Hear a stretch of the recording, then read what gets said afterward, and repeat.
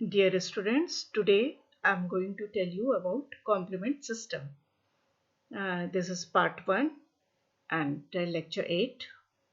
Complement system helps in immunity and it tries to eliminate microbes and pathogen from our body.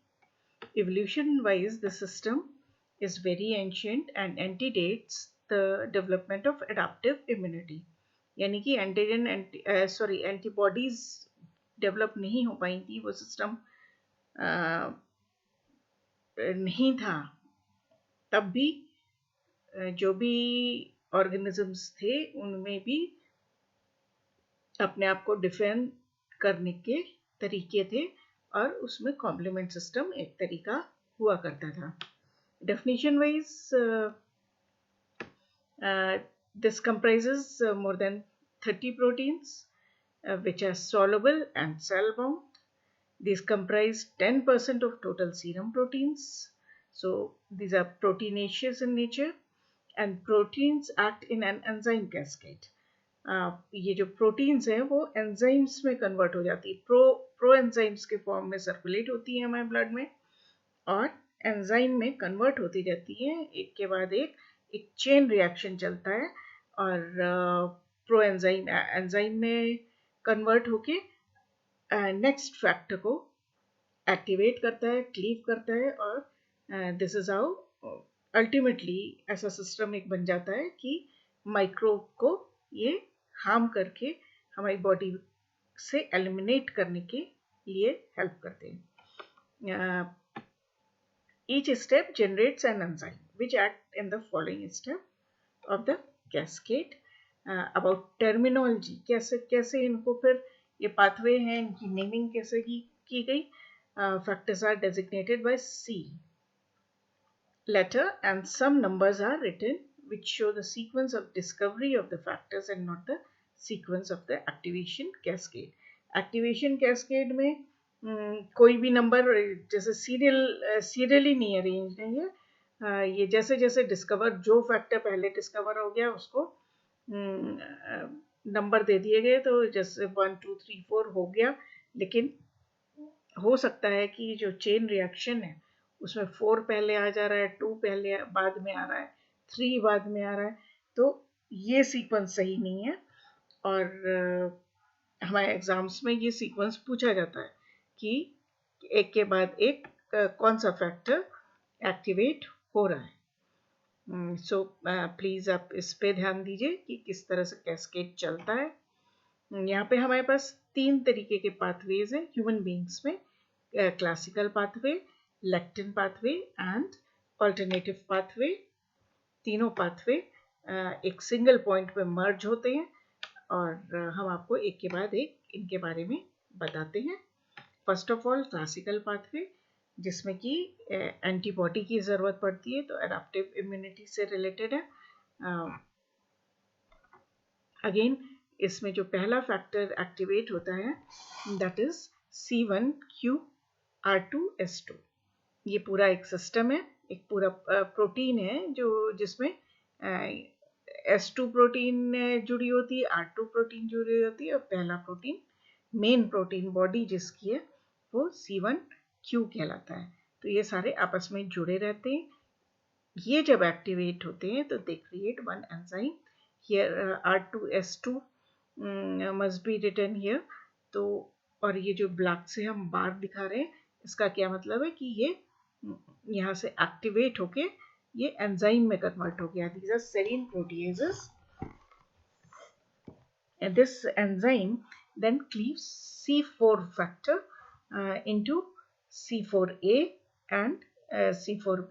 ये छोटा portion हो जाता है पूरे प्रोटीन का जो रिलीज हो जाता है सराउंडिंग में, और C4B देन जो बिगर पोर्शन है वो C2 फैक्टर से जुड़ के फिर C4B2 बनाता है. अब ये नया एक फैक्टर बन गया जिसपे ये सेम एंजाइम फिर से एक्ट करता है and as a result of which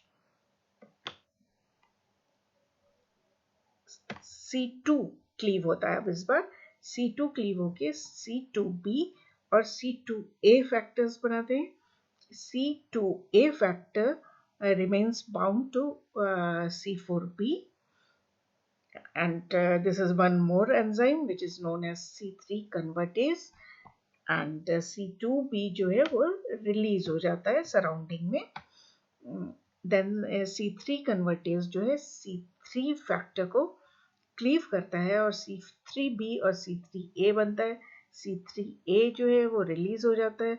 C3B जो है वो अगेन इस मेन बॉडी से, मेन कंपाउंड से अटैच हो जाता है और ये अगेन नेक्स्ट एंजाइम बनता है विच इज C5 convertase.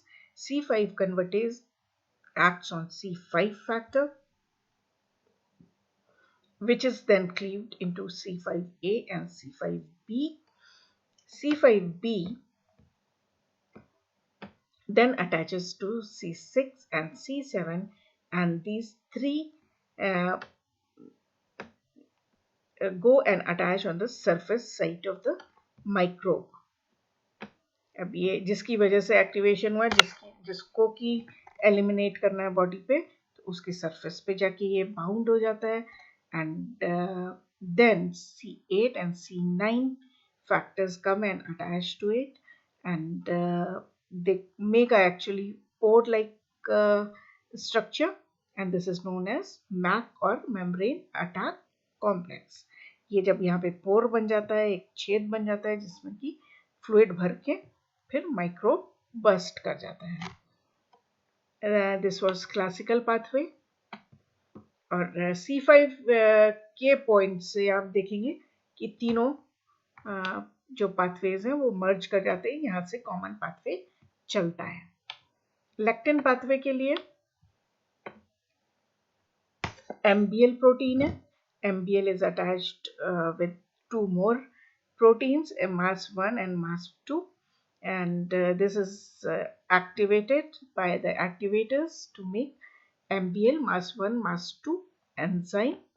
ये इस तरह का एंजाइम है. आप इसको स्ट्रक्चर भी हम कंपेयर करेंगे. ये ऑलमोस्ट सिमिलर स्ट्रक्चर्स हैं, बट द डिफरेंस इज कि इसके एक्टिवेटर्स अलग होंगे और यहाँ पे एंटीबॉडी का भी रोल है जो कि इम्यून कॉम्प्लेक्स के फॉर्म में जब आता है तब ये एक्टिवेट होता है. This enzyme again cleaves C4 and C4B B2, and यहाँ से फिर ये कॉमन सिस्टम चलता है और ये अल्टीमेटली C5 पे मर्ज होके ये यहीं से मर्ज हो जाता है. सिमिलर चलता है. इसमें बस एक सिस्टम अलग है जो कि एंटीबॉडी का इस्तेमाल नहीं करता. Now 5, 6, 7, 8 and 9 ultimately MAC attack complex, membrane attack complex बन जाता है इससे भी. अब ऑल्टरनेटिव पाथवे भी देख लें. यहाँ पे ये स्टार्टिंग फैक्टर इज C3, जो कि almost everything can, any foreign body can cleave this factor. हम इसके एक्टिवेटर्स देखेंगे. ये क्लीव होकर C5A बनाता है, जैसे कि यहाँ पे भी देख चुके हैं. C3B अगर ऑल्टरनेटिव पाथवे से एक्टिवेट हुआ है तो B फैक्टर से आके जुड़ जाता है. इस ये यहाँ पे मैग्नीशियम की प्रेजेंस रिक्वायर्ड होती है. Again this factor is cleaved, B factor is cleaved by D factor. D activates it or cleaves into BA and BB, and this becomes an C3 convertase enzyme which activates C3 and which is cleaved into C3A and C3B. This 3B gets combined with on the one hand it combines with the classical pathway enzyme, and on the other it is combining with alternative pathway enzyme to make C5 convertase, which cleaves C5 into C5AB, which attaches to 6, 7, 8 and 9 to make a porin or membrane attack complex to lyse the bacteria. So these were three pathways. You can see them here. Classical pathway, lectin pathway, alternative pathway, all these merge here, and finally this is the outcome. And you can see that I have given these spots in blue color. All these factors come and attach on the surface of microbe, and this is how they opsonize it. Opsonization means that yeah, antibody can recognize it, or defense system can recognize it as foreign because of the presence of these various factors on the surface of microbe. With green line,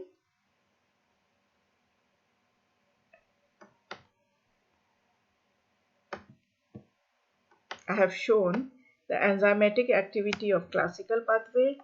Enzymatic activity of lectin pathway is shown by purple line, and mustard zigzag line shows the alternative pathway enzyme activity. जहाँ पे ये black color से बार लगा हुआ है, that is enzyme, newly generated enzyme, and this is just the progression of the pathway in red, and all these factors sequentially bind to membrane of the antigen or microbe.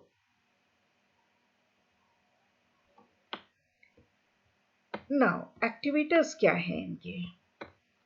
थोड़े थोड़े different है, थोड़े common भी है.